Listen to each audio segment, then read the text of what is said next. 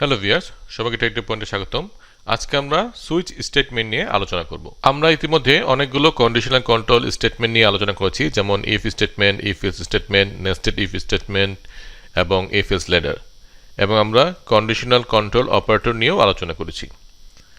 আজকে আমাদের হচ্ছে সুইচ স্টেটমেন্ট নিয়ে আমরা আলোচনা করব, এবং এটি হচ্ছে আমাদের কন্ডিশনাল কন্ট্রোল স্টেটমেন্টগুলোর মধ্যে লাস্ট টপিক। তো আজকে আমরা বোঝার চেষ্টা করব যে সুইচ স্টেটমেন্ট কি, এটা সিনট্যাক্সটা কেমন, এটা ফ্লোচার্টের মাধ্যমে আমরা বোঝার চেষ্টা করব যে সুইচ স্টেটমেন্ট কিভাবে কাজ করে, এবং কিছু রুলস আছে সুইচ স্টেটমেন্টের, সেগুলো আমরা কিছু এক্সাম্পলের মাধ্যমে বোঝার চেষ্টা করব।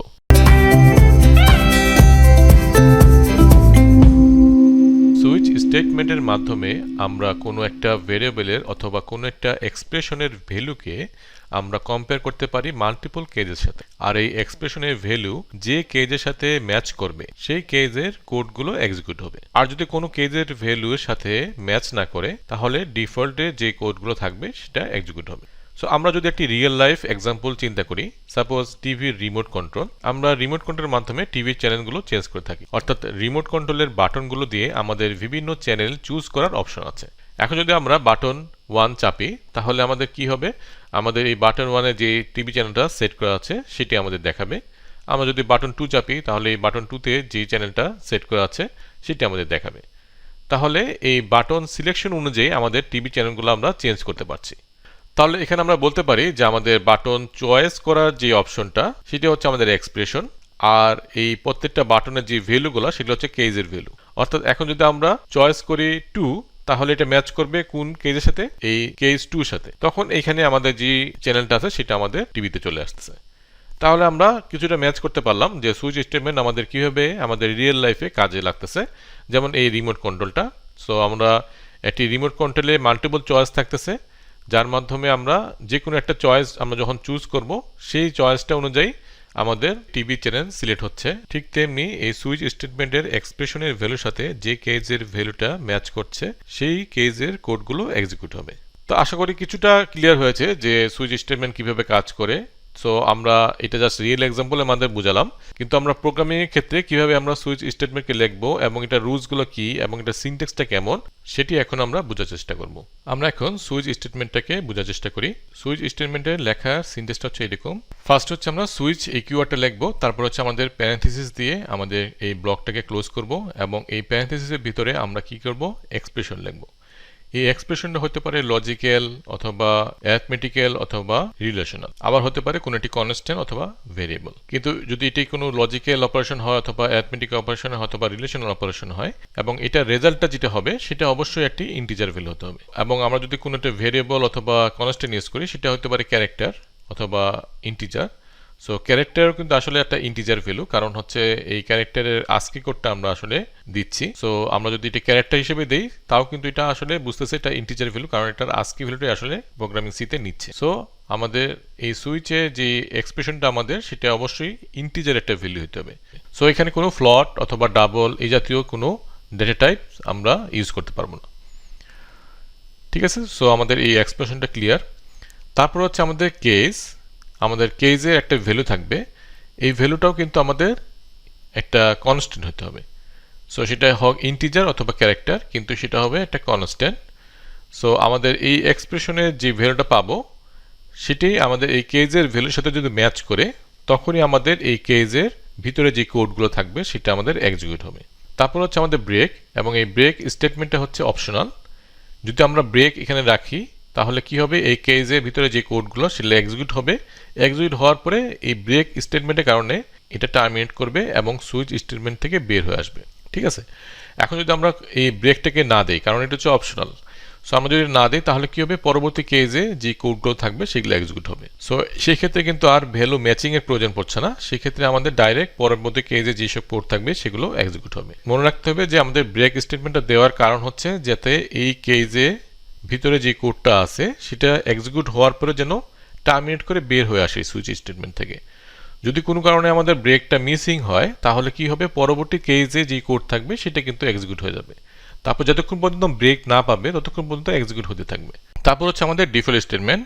যদি আমাদের এই কেসগুলোর ভ্যালুগুলো যদি এক্সপ্রেশনের ভ্যালুর সাথে ম্যাচ না করে, তখনই কেবলমাত্র ডিফল্ট স্টেটমেন্টের আন্ডারে যেসব কোড থাকবে সেগুলো এক্সিকিউট হবে। ডিফল্টটা হচ্ছে অপশনাল, যদি আমরা দেই তাহলে আমাদের কোনো কেজে যদি ম্যাচিং না হয় তাহলে এই ডিফল্টে যেই সব কোড থাকবে সেগুলো এক্সিকিউট হবে। আমরা চাইলে এই ডিফল্টের যে অপশনটা সেটা আমরা এই সুইচ স্টেটমেন্টের এই ব্লকে যে কোনো জায়গায় আমরা লিখতে পারি, অর্থাৎ কেজের ভ্যালু 1 এর উপরে আমরা লিখতে পারি, কিন্তু সেক্ষেত্রেও আমাদের কিন্তু কোড রান করবে।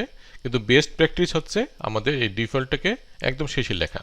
আর আমাদের এই সুইচ স্টেটমেন্টের মধ্যে ডিফল্ট স্টেটমেন্ট শুধু আমরা একবারই লিখতে পারবো। আমরা কেস অনেকগুলো লিখতে পারতেছি, কিন্তু আমরা ডিফল্ট যে স্টেটমেন্ট সেটা শুধু আমরা একবারই লিখতে পারবো। আর ডিফল্ট স্টেটমেন্টের পরে আমাদের ব্রেক স্টেটমেন্টটা দেওয়ার প্রয়োজন নাই, কারণ এটা সবার শেষে এক্সিকিউট হচ্ছে, এই জন্য আমাদের অটোমেটিক এটা সবার শেষে এক্সিকিউট হয়ে বের হয়ে আসতেছে। সো সেক্ষেত্রে আমাদের ব্রেক স্টেটমেন্টের প্রয়োজন নেই। কিন্তু আমরা যদি ডিফল্ট স্টেটমেন্টকে উপরে লিখি, অর্থাৎ একদম প্রথমে লিখি অথবা মাঝামাঝি লিখি, তখন কিন্তু আমাদের ব্রেক স্টেটমেন্ট দেওয়ার প্রয়োজন পড়বে। তাহলে আশা করি প্রত্যেকটা বিষয় আমাদের ক্লিয়ার হয়েছে। সো আমরা আরেকবার একটা রিভিউ করি যে আমাদের এক্সপ্রেশন অবশ্যই হতে হবে এটা ইন্টিজার ভ্যালু। সেটা যদি কোনো আমরা এক্সপ্রেশন লিখি সেটার ভ্যালু যেটা রিটার্ন করবে সেটি অবশ্যই যেন ইন্টিজার হয়, এবং কেজে আমরা যে ভ্যালুটা লিখব সেটি অবশ্যই একটা কনস্ট্যান্ট হবে, এবং যখনই এই এক্সপ্রেশনের ভ্যালুর সাথে এই কেজের ভ্যালু ম্যাচ করবে তখন এই কেজে ভিতরে যেসব কোড থাকবে সেগুলো এক্সিকিউট হবে। এবং ব্রেকের মাধ্যমে আমরা একটি কেজকে আমরা টার্মিনেট করতেছি এবং সুইচ স্টেটমেন্ট থেকে বের হয়ে আসতেছি। যদি আমরা কোনো কারণে ব্রেক না দেই তাহলে পরবর্তী কেজের যেসব কোড থাকবে সেগুলো এক্সিকিউট হবে। আর লাস্ট হচ্ছে ডিফল্ট। ডিফল্ট হচ্ছে অপশনাল, যদি আমরা ডিফল্ট দেই এবং এটার ভিতরে যেসব কোড থাকবে সেগুলো এক্সিকিউট হবে কখন, যখন আমাদের কোনো কেজে ভ্যালু যখন ম্যাচ করবে না এই এক্সপ্রেশনের ভ্যালুর সাথে, তখন আমাদের ডিফল্ট কেজে যাবে এবং সেই ডিফল্টে যে আমাদের যেসব কোড থাকবে সেগুলো এক্সিকিউট হবে। সো আশা করি এটা ক্লিয়ার। এখন আমরা এই প্রতিটি জিনিস আমরা কোডের মাধ্যমে বোঝার চেষ্টা করব।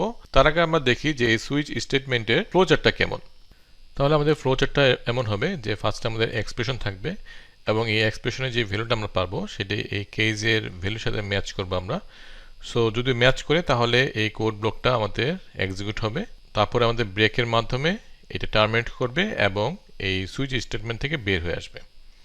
আর যদি এই কেজটা ম্যাচ না করে তাহলে পরবর্তী কেজে যাবে, এবং সেটা যদি ম্যাচ করে তখন সেই কোড ব্লকটা এক্সিকিউট হবে, আবার ব্রেকের মাধ্যমে সেটা থেকে বের হয়ে আসবে।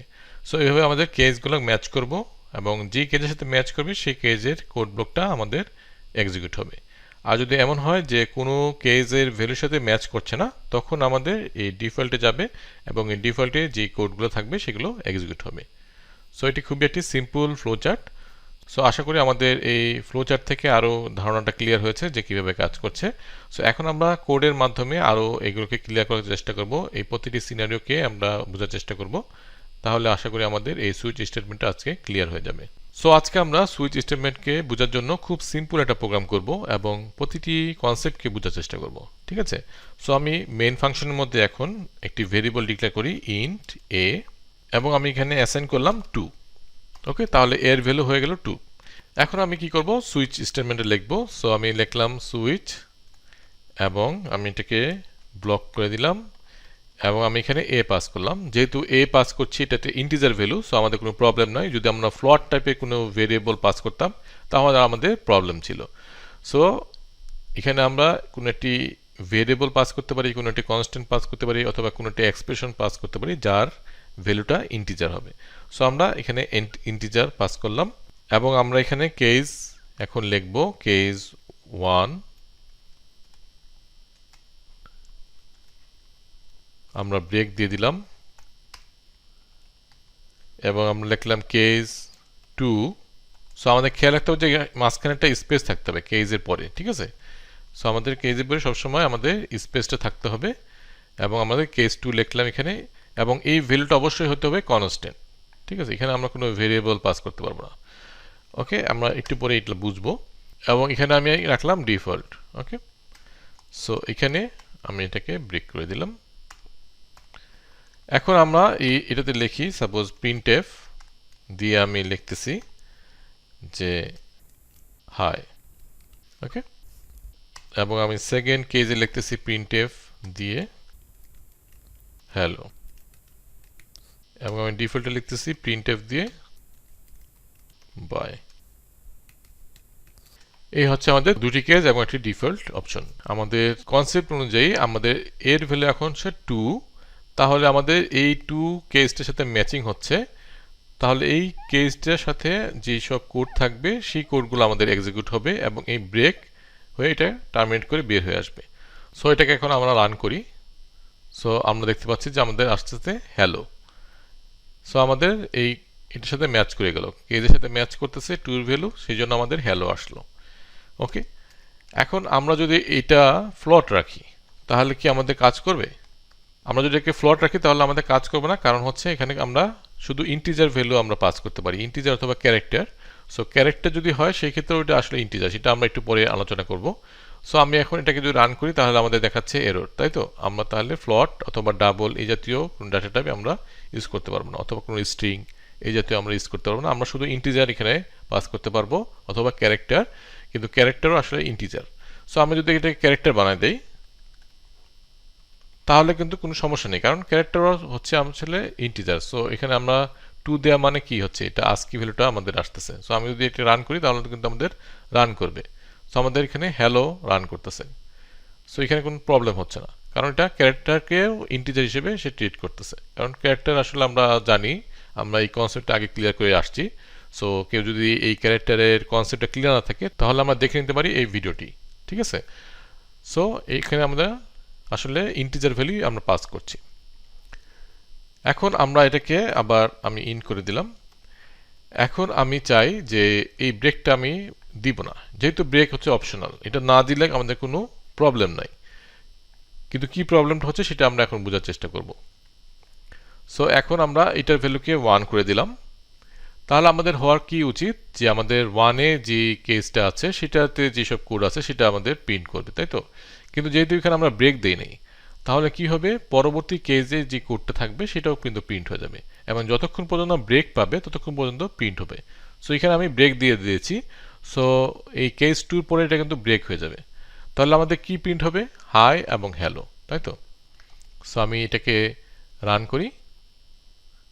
সো আমরা দেখতে পাচ্ছি হাই এবং হ্যালো এই দুইটাই প্রিন্ট হয়েছে। তাহলে আমরা একটা ভ্যালু দিয়ে দুইটা কেস রান করতেছি। কিভাবে?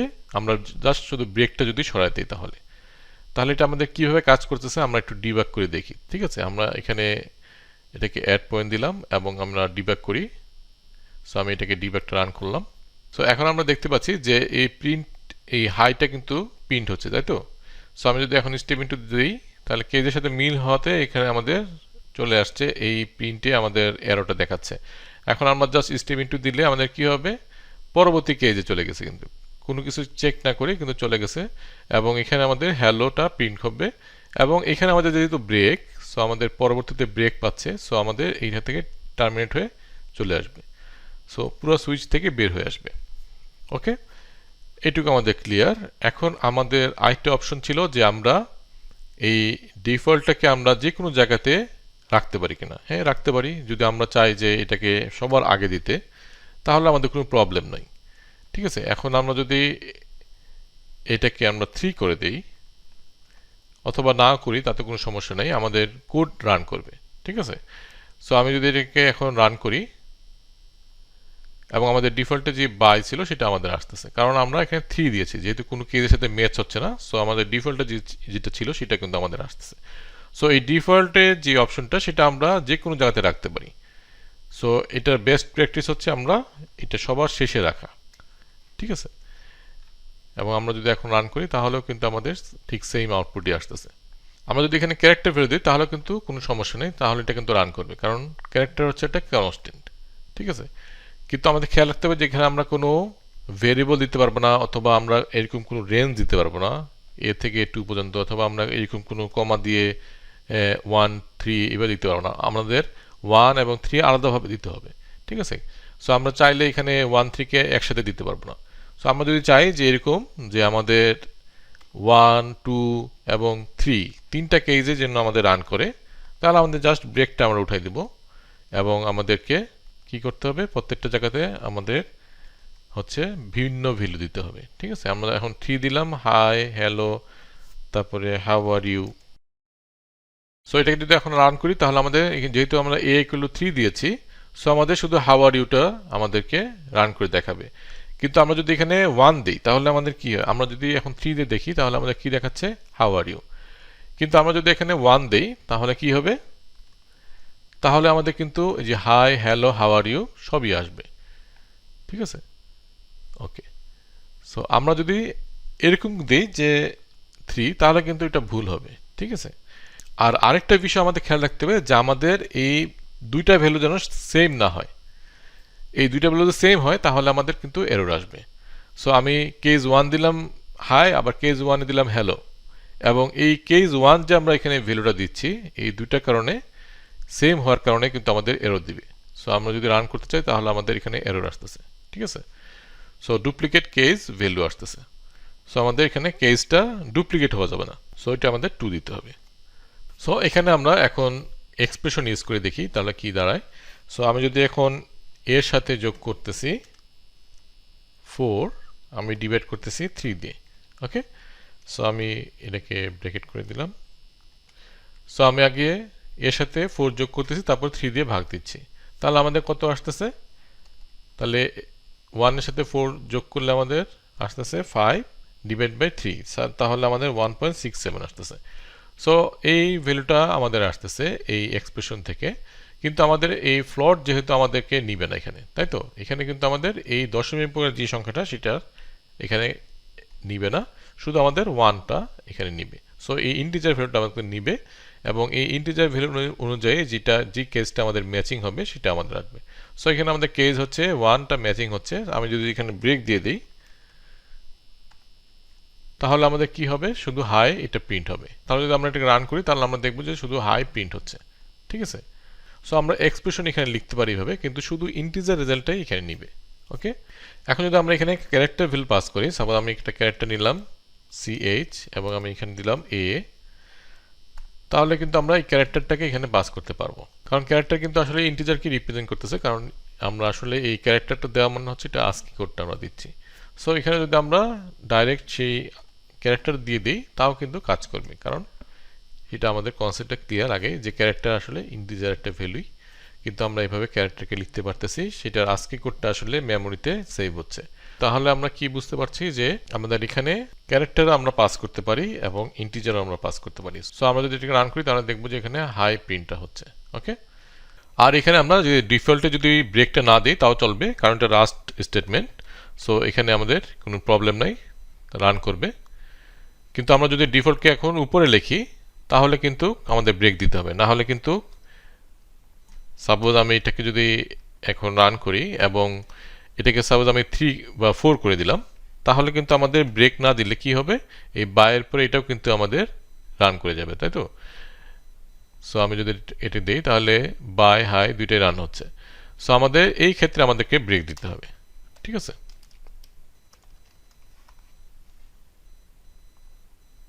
সো এখন আমাদের বাই রান হচ্ছে। সো আমাদের আশা করি ক্লিয়ার, প্রতিটি কনসেপ্ট ক্লিয়ার হয়ে গেছে।